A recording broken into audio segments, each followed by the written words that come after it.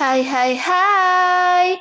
Selamat datang kembali di channel Min Donghua. Kali ini kita akan melanjutkan cerita Donghua, Apotesis. Gak pakai lama lagi, langsung aja kita ke ceritanya. Cekidot. Anak panah tajam ini mengandung kelembaban yang sangat kuat dan badan serta ujung anak panah tersebut mengandung racun arsenik naga. Jika prajurit biasa menyentuhnya, mereka akan mati seketika. Namun kelompok prajurit ini adalah jenius tingkat dewa dari 4 kerajaan dewa utama. Masing-masing dari mereka sangat fleksibel dan memiliki keterampilan unik mereka sendiri. Oleh karena itu, meskipun panah tajam ini diapit di 3 sisi, hanya 7 orang yang tewas secara tragis. Dan totalnya di bawah panah ini hanya 8 orang. Saat ini, Huo Yun-er terpaksa berada dalam situasi putus asa. Biasanya banyak prajurit yang tidak keberatan menyelamatkan Huo Yun-er. Tapi status putri kerajaan dewa ini bahkan lebih tinggi dari seseorang pangeran biasa. Jika mampu menyelamatkan Huo Yun-er, mereka akan membuat kerajaan Tianfeng berhutang budi yang besar. Tapi sekarang, tidak ada yang berani melangkah maju. Lagi pula, racun arsenik tenaga terlalu kuat. Tidak ada yang berani menyentuh panah tajam ini. Apalagi selama panah tajam ini disentuh sedikit saja, kecepatannya akan meningkat seketika. Jika Anda mencoba mengubah arah panah ini dengan paksa, itu hanya akan membuat Huo Yun-er mati lebih cepat.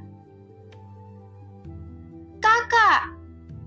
Mata Huo Chan tertuju pada Huo Yun-er. Dia dan Huo Yun-er berjalan di depan. Mereka lebih aman daripada pejuang lainnya. Tetapi semakin banyak anak panah tajam datang dari kiri dan kanan. Tanpa diduga, Huo Yun-er terjebak di titik buta. Sehingga Huo Yun-er juga memiliki ekspresi ragu-ragu di wajahnya. Dia melihat sekeliling dan sepertinya memikirkan cara untuk keluar dari pengepungan. Saat dia berkedip, gelang Gyo itu bergetar hebat dan kekuatan hukum misterius menyebar dengan dia sebagai pusatnya. Dia sebenarnya ingin menggunakan hukum waktu untuk menghentikan panah tajam ini. Namun anak panah tajam tersebut pada awalnya diberkati dengan kekuatan hukum waktu, dan kekuatan hukum waktu pada anak panah tersebut tampaknya lebih kuat daripada Huo Yun-er. Sehingga anak panah tajam itu tidak berhenti terbang dan masih perlahan mendekatinya dengan kecepatan mereka sendiri. Namun jika 2 orang menggunakan hukum waktu secara bersamaan, maka hukum waktu yang lebih kuat akan sepenuhnya menutupi hukum waktu yang lebih lemah. Oleh karena itu, setelah dia melepaskan hukum waktu, alih-alih mempengaruhi panah tajam itu, dia akan memperlambat waktu. Tapi para prajurit lain di sekitarnya juga terpengaruh. Melihat pemandangan ini, Huo Yun-er akhirnya panik dan segera menghapus hukum waktu. Kemudian prajurit lain berteriak dan mengumpat karena hukum waktunya hampir membunuh prajurit lain. Saat hukum waktu tidak efektif dan dia tidak berani menggunakan seni bela diri lain untuk menyerang panah tajam ini. Jadi saat melihat panah tajam yang mendekat perlahan, keputusasaan perlahan menguasai hatinya. Kekuatan saya sendiri saat ini tidak cukup untuk memasuki dunia sendirian. Tapi saya tidak menyangka saya akan jatuh ke alam rahasia untuk pertama kalinya. Sekarang Huo Yun-er berpikir dalam hatinya yang penuh dengan keputusasaan. Dia memiliki kepribadian yang positif dan ceria, tapi dia juga terlalu naif. Dia membayangkan segala sesuatu di dunia ini indah karena tidak pernah merasakan kekejaman dunia. Oleh karena itu, Huo Yun-er sedikit menyesal. Ayahnya memiliki pakaian lembut setingkat senjata suci. Awalnya dia ingin memberikannya kepadanya dan pakaian setingkat senjata suci seharusnya mampu memblokir panah tajam tersebut. Tapi Huo Yun-er dengan tegas menolak karena dia selalu merasa ayahnya terlalu memanjakannya. Jadi bagaimana dia bisa tumbuh seperti ini? Hanya ketika dia menghadapi kematian, barulah dia memahami kebenaran bahwa dia masih terlalu naif. Tetapi sudah terlambat saat ini karena mata panah dari anak panah tajam itu bersinar dengan cahaya biru, seperti kilau pada sabit kematian, dan mereka berjalan ke arahnya selangkah demi selangkah. Pada saat ini, Lo Sheng menyerah untuk mendorong batu ilahi magnetik Yuan, tetapi langsung melintasi ruang dan kembali ke tempat Huo Yun-er. Untuk apa dia kembali? Huo Yun-er mengedipkan matanya. Dia telah dipaksa ke sudut buta oleh 4 anak panah tajam yang bersilangan dari kiri ke kanan, sehingga dia tidak memiliki cara untuk keluar. Apakah dia ingin menyelamatkan dirinya sendiri? Ini hanyalah hal yang mustahil. Kecuali Lo Sheng sendiri yang memblokir panah tajam itu, dan dengan kekuatan panah tajam itu, begitu disentuh mereka mungkin dapat dengan mudah menembus tubuh prajurit manapun. Luo Tianxing, apa yang Anda lakukan? Ayo dorong batunya. Sialan, apakah Anda mencoba membunuh kami? Idiot, Anda hampir keluar dari zona penyangga. Apa yang Anda lakukan kembali? Jika Anda tidak mendorong batu magnetik, kita semua akan mati di sini. Meskipun Luo Sheng memeledakkan seluruh kekuatannya untuk mendorong batu ilayuan magnetik dengan cepat, namun di bawah tekanan mendesak dari Dewa Kematian, tidak ada yang akan tidak suka dia mendorongnya begitu cepat. Mereka hanya berharap Luo Sheng dapat mendorong batu itu secepat terbang. Jadi semua orang bisa melakukannya. Buru-buru kejar dia, sekarang hanya tinggal beberapa puluh kaki lagi untuk keluar dari zona penyangga. Tetapi Luo Sheng berhenti dan menyerahkan batu ilayuan Qi dan berbalik. Jadi apakah ini akan membunuh semua orang? Namun Raja Yan, Yu Ying, Zhou Chuan, dan yang lainnya tidak berbicara. Meskipun mereka juga sangat cemas dan tidak mengerti mengapa Luo Sheng berbalik. Penampilan Luo Sheng sebenarnya telah membuat semua orang mempercayai Luo Sheng yang sepenuhnya. Mendengar kutukan itu, Luo Sheng memutar matanya. Orang-orang ini sepertinya tidak memahami situasi mereka. Dia sama sekali tidak peduli dengan kehidupan orang lain. Hanya saja Huo Yun-er meninggalkan kesan yang baik pada Luo Sheng, terutama sebelumnya. Saat dia akan menerima pukulan dari Kaisar Dayu, Huo Yun-er bersedia meminjamkan semi-artefaknya untuk dirinya sendiri. Jadi Luo Sheng juga sangat berterima kasih. Namun, Luo Sheng juga mengetahui bahwa kelakuan Huo Yun-er tidak berarti apa-apa. Meski begitu, dia harus menyelamatkan Huo Yun-er. Ketika Luo Sheng bergegas menuju Huo Yun-er, 4 anak panah tajam yang menghalanginya dari sisi kiri dan sisi kanan hanya berjarak dekat dari Huo Yun-er. Apa yang ingin Anda lakukan? Melihat Luo Sheng meraih panah tajam itu, Huo Yun-er menunjukkan ekspresi ketakutan di wajahnya. Semua orang telah menyaksikan racun arsenik naga pada panah tajam tersebut. Banyak jenius tingkat dewa telah meninggal karena anak panah tajam ini. Tapi Luo Sheng hanya mengulurkan tangan dan meraihnya. Pada saat yang sama, semua orang menantikan Luo Sheng untuk mendorong batu itu. Sekarang mata mereka terfokus pada Luo Sheng. Mereka tahu bahwa Luo Sheng ingin menyelamatkan Huo Yun-er, tetapi mereka tidak pernah menyangka Luo Sheng akan menangkap panah tajam itu dengan tangan kosong. Jadi apakah ini cara untuk mencari kematian? Di hadapan semua orang, Luo Sheng mengulurkan tangan dan menekan ujung 2 anak panah tajam di sebelah kanan. Karena hukum waktu, panah tajam ini akan meledak seketika selama ada tabrakan. Jika Luo Sheng mengenai panah tersebut sesuka hati, panah meledak tersebut kemungkinan besar akan menembus Huo Yun-er. Jadi dia memilih untuk memegang ujungnya panah tersebut. Saat dia memegang ujung panah, Luo Sheng merasakan kekuatan yang sangat besar mengalir dari panah tajam itu. Meskipun kedua anak panah tajam tersebut langsung ditembakkan oleh tangan promotor Luo Sheng. Tapi Luo Sheng menggunakan keahliannya dan membelokkan tangannya dengan dampak dari kedua anak panah tajam tersebut. Dan punggung tangan Luo Sheng langsung mengenai Huo Yun-er. Dengan tabrakan inilah Huo Yun-er lolos dari bahaya. Pada saat yang sama, 2 anak panah tajam menembus tangan Luo Sheng, tetapi mereka terbang dan menghilang tanpa jejak. Meskipun kekuatan tangan Luo Sheng sebanding dengan senjata suci, tapi sebenarnya ditembus oleh 2 anak panah tajam ini, jadi bisa dibayangkan kekuatan yang terdapat pada anak panah tajam tersebut. Di area panah lambat ini, pada saat ini, Huo Yun-er menatap Luo Sheng dengan tatapan kosong. Meskipun dia tahu dia telah diselamatkan, tapi dia lebih tahu bahwa Luo Sheng sudah mati. Karena tidak hanya darah mengalir dari tangan Luo Sheng, tetapi racun arsenik naga biru juga menyebar ke sepanjang pergelangan tangan Luo Sheng. Jangan diam, Jangan mengandalkan orang ini, dia sudah mati. Ayo kita dorong batunya sendiri. Iya, saya harap Luo Tianxin tidak mati. Ayo cepat, semuanya hati-hati jangan sampai bertemu Lo Sheng. Jika tidak, Anda akan terinfeksi racun arsenik tenaga. Beberapa prajurit yang sadar kembali dan sama sekali tidak fokus pada Lo Sheng. Jika mereka tidak mendorong batu ilahi magnetik Yuan, mereka semua akan mati. Kemudian 5 atau 6 sosok terbang keluar dan mulai memborbadir batu ilahi Yuanci dengan keras. Setelah beberapa jenius tingkat dewa mendorong batu itu secara bersamaan, batu ilahi Yuanci mulai bergerak lagi. Tetapi batu ini hanya bisa bergerak setengah kaki atau 1 kaki pada satu waktu, yang lebih buruk daripada gerakan Lo Sheng, yang 7 atau 8 kaki dengan 1 telapak tangan jauhnya.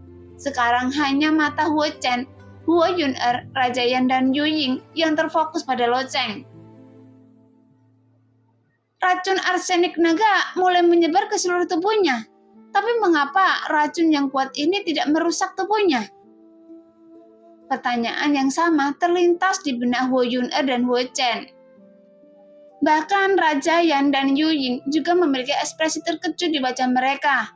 Meskipun mereka mempercayai Lo Sheng dan tahu bahwa Lo Sheng setidaknya 70-80% yakin dengan setiap langkah yang diambilnya. Tapi mereka tidak tahu mengapa Lo Sheng bisa memblokir racun arsenik naga.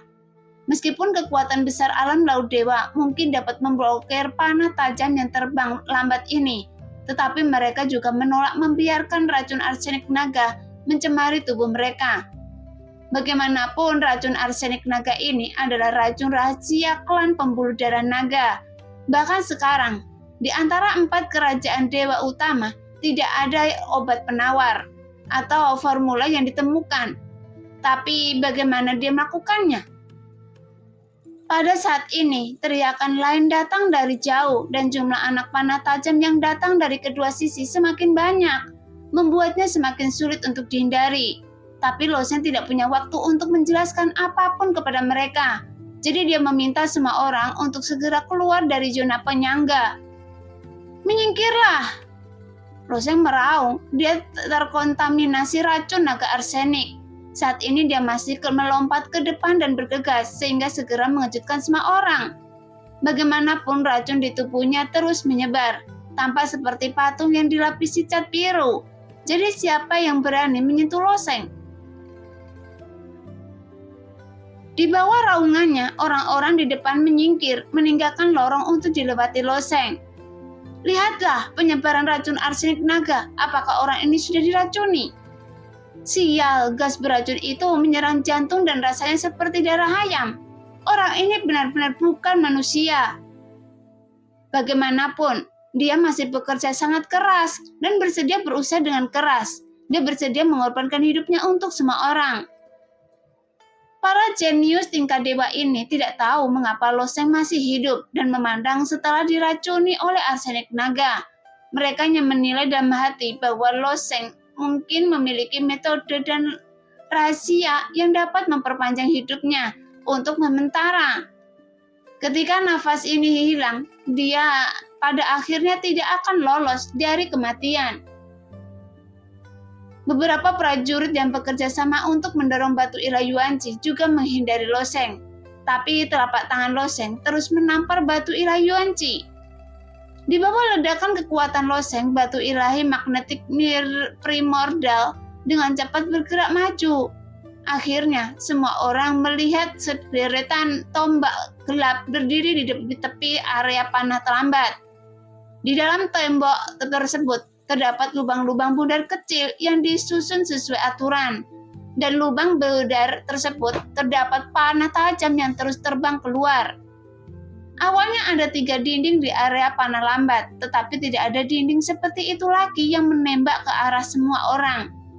Oleh karena itu, panah tajam yang terbang lambat ini terus-menerus terbang dari depan, kiri dan kanan. Melihat bahwa dia telah tiba di sini, Lo Sheng langsung menendang batu ilahi Yuanci. Kemudian batu besar itu terbang langsung oleh tendangan Lo Sheng dan akhirnya menabrak dinding, meninggalkan sebagian lubang bundar di dinding dan memblokirnya. Naik! Kemudian Lo Sheng melompat, menginjak batu Ila Yuanji dan melompat ke atas tembok. Mendengar itu, para prajurit di belakang tidak ragu-ragu sama sekali. Mereka menginjak batu Ila Yuanji dan berdiri di dinding. Tetapi mereka masih menjaga jarak yang cukup jauh dari Lo Sheng. Bagaimanapun racun arsenik naga biru di Lo Sheng benar-benar menakutkan. Setelah beberapa saat, semua prajurit meninggalkan area panah lambat dan Huo Chen berjalan ke arah Lo Sheng dengan sikap yang agak jujur dan berkata, "Terima kasih telah menyelamatkan saudara perempuan saya." Lo Sheng tersenyum tipis tetapi menjawab, "Ini hanya usaha kecil, tidak perlu mengucapkan terima kasih." Huo Yuner mengedipkan matanya, menatap racun naga arsenik di tubuh Lo Sheng dan bertanya, "Luo Tianxing, apakah Anda baik-baik saja?" Huo Yuner juga sangat bersyukur bahwa Lo Sheng bersedia mempertaruhkan nyawanya untuk menyelamatkan dirinya sendiri, tetapi membiarkan Lo Sheng jatuh karena dirinya sendiri, sehingga sama sekali tidak dapat diterima oleh Huo Yuner. Lo Sheng tersenyum tipis lalu berkata, "Racun arsenik naga ini memang sangat aneh dan akan terus menyebar dengan sendirinya, tetapi racun ini seharusnya tidak bisa membunuh saya." Pada saat ini, Raja Yan, Yu Ying, dan yang lainnya juga datang. Mereka juga khawatir, tetapi setelah sekian lama, Lo Sheng masih terlihat seperti orang baik. Mendengar Lo Sheng berbicara seperti itu, hati mereka yang menggantung segera menjadi rileks. Lo Sheng memandangi tangan birunya, mengerutkan kening, tetapi berkata, "Tetapi saya benar-benar ingin mengeluarkan racun arsenik naga ini," dan kemudian melanjutkan, "Tidak apa-apa, Saudara Tianxing, kami akan menunggu Anda," kata Raja yang sambil tersenyum tipis. Adapun Huo Chen yang belum berbicara, Huo Yuner juga berkata, "Kalau begitu, kami juga menunggu Anda. Ayo pergi." Liu Xiu hanya menatap Lo Sheng dengan ringan, tapi tidak ada sedikit pun rasa terima kasih di matanya.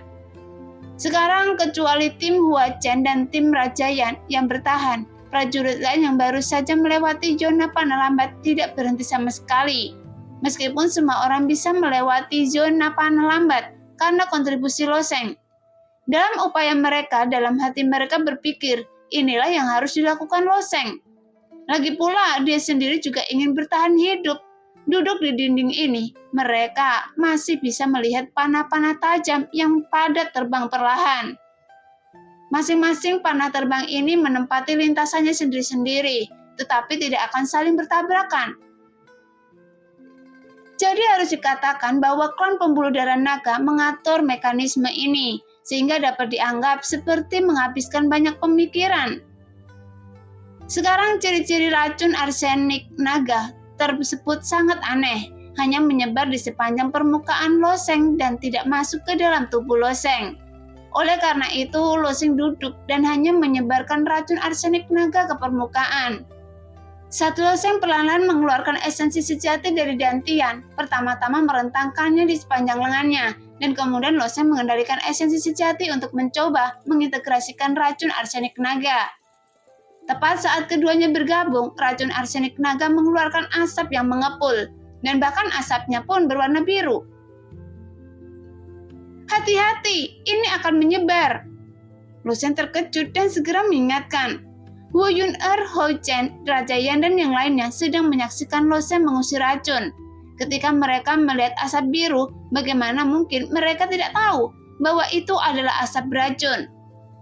Begitu Lo Sheng selesai berbicara, mereka menjaga jarak 5 atau 6 kaki dari Lo Sheng. Tapi hal yang paling dilebih-lebihkan adalah Zhou Chuandong sebenarnya melompat lebih dari 10 kaki di sepanjang dinding. Melihat pemandangan ini, Yu Ying tersenyum dan berkata, "Anda tidak perlu lari sejauh ini." Wajah Zhou Chuandong memerah, kemudian dia berjalan kembali.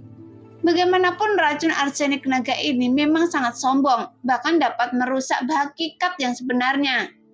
Asap beracun berwarna biru adalah asap beracun yang dihasilkan setelah racun arsenik naga merusak hakikat yang sebenarnya. Namun, sementara racun arsenik naga merusak esensi sejati, sebagian besar dinetralkan oleh esensi sejati. Melihat ini, Lo Sheng hanya mengeluarkan esensi sejati di dalam tubuh terus-menerus, sehingga permukaan tubuh Loseng dipenuhi dengan warna biru yang terus meningkat.